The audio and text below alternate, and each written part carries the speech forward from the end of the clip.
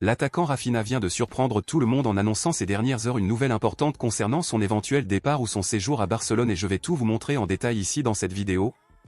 Mais je dois d'abord vous annoncer une terrible nouvelle qui vient de sortir en ce moment et qui concerne un autre joueur important de Barcelone.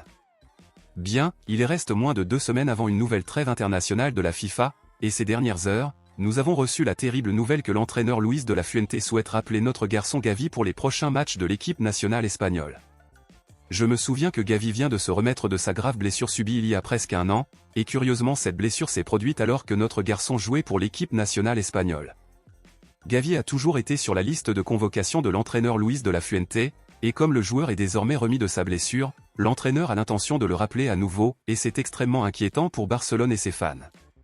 Mais et vous, pensez-vous que Barcelone devrait autoriser ou interdire l'idée de Gavi pour les prochains matchs de l'équipe nationale espagnole?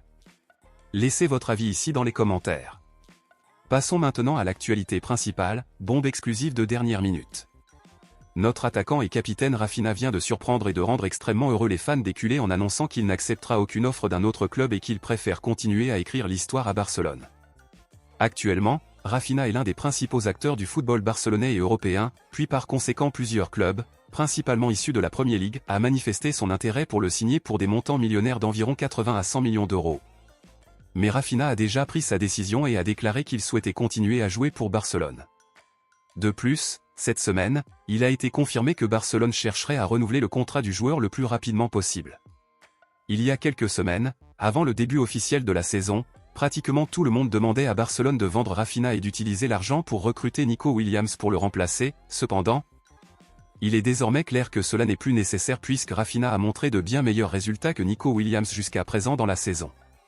Compte tenu de cela, à votre avis, pensez-vous qu'il est encore nécessaire de recruter Nico Williams lors du prochain mercato ou êtes-vous déjà satisfait de Raphinha? Et selon vous, qui est le plus grand, Nico Williams ou Raphinha? Dites-le moi ici et je lirai votre commentaire, je vous verrai dans la prochaine vidéo.